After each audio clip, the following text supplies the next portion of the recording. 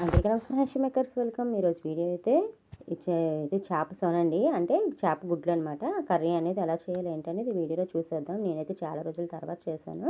ఇప్పుడైతే ఈ 2 చేపలు వేయండి. ఇప్పుడు ఒక చేప ఒక రకంగా, ఇంకో చేప ఇంకో రకంగా వండి చూపిస్తానండి. అంటే ఎలా వండాలి ఏంటనేది, నీసు స్మెల్ రాకుండా ఉండాలంటే ఒక రకంగా, నీసు స్మెల్ వచ్చినా పర్వాలేదు, టేస్ట్ బాగుండాలనుకుంటే ఇంకో రకంగా చేసుకోవచ్చు. అది ఎలా ఏంటనేది ఇప్పుడు వీడియోలో చూసేద్దాము. ఇప్పుడు ప్యాన్ పెట్టుకొని దాంట్లోని ఇలా శుభ్రంగా కడిగింది ఇలా వేసేసుకోవాలన్నమాట. 2, 3 సార్లు కడగాలి. కానీ ఎక్కువగా మీరు వాష్ చేయొద్దు. మరి ఎక్కువ వాష్ చేశారంటే మాత్రం పిసికిపోతుంది. మొత్తం అంతా ఎగ్స్ అన్ని బయటకు వచ్చేస్తాయి. ఇప్పుడు దాంట్లో కొంచెం వాటర్ వేసేసి ఇలా మూత పెట్టి మీడియం ఫ్లేమ్లో పెట్టాలన్నమాట. మీరు హై ఫ్లేమ్లో పెట్టకూడదు. మీడియం ఫ్లేమ్లో పెట్టి ఇలా ఉడికించుకోవాలి. ఒక 5 అంటే 5 or 6, 7 మినిట్స్లోనే ఉడికిపోతుందండి.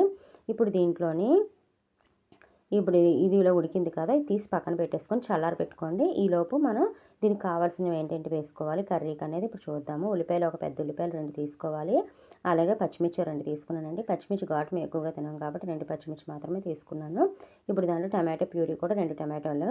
ఇప్పుడు ఏంటంటే మీరు ఉడికించుకున్నారు కదా, అదే ప్యాన్ని శుభ్రంగా కడిగేసి మళ్ళీ ఆ ప్యానే పెట్టేయచ్చు. పెట్టేసి దాంట్లోని కొంచెం ఆయిల్ వేసి దాంట్లో ఈ 2 ఉల్లిపాయలు మనం కట్ చేసి పెట్టుకున్నాం కదా, ఆ ఉల్లిపాయలు బాగా వేసేసి వేయించేసుకున్న తర్వాత అప్పుడు అల్లం వెల్లుల్లి పేస్ట్ కూడా వేసుకోండి. ఒక స్పూన్ అయితే సరిపోతుంది. దీంట్లో మరీ ఎక్కువగా వేసినా సరే మీరు తినలేరనమాట. అందుకే అల్లం వెల్లుల్లి పేస్ట్ తక్కువ వేసుకోండి. టమాటో ప్యూరీ కూడా వేసేసి బాగా దగ్గర పడిన దాకా బాగా వేయించుకోవాలి. ఎందుకంటే బాగా వేగితే చాలా బాగుంటుంది. నేనైతే నాకు ఇగురు ఎక్కువ కావాలని చెప్పేసి ప్యూరీ వేసుకుని, మీకు ఇగురు వద్దు దగ్గరికి బాగా వండుకుంటాం అనుకుంటే మీరు టమాటా ముక్కలు వేసుకొని వేయించుకోండి, చాలా బాగుంటుంది అలా కూడా. ఇప్పుడు దీంట్లో మసాలాలు వేసేసాను. పసుపు, ఉప్పు, అలాగే ధనియాల పొడి, కారం అని చికెన్ మసాలా వేస్తానండి. గరం మసాలా వేయను. ఆ గరం మసాలా అంటే మా పిల్లలు తింటారనమాట, అందుకే వేయను. దాంట్లో బాగా కలిపేసుకున్న తర్వాత కొంచెం వాటర్ వేసి ఇలా ఉడికించుకోవాలి.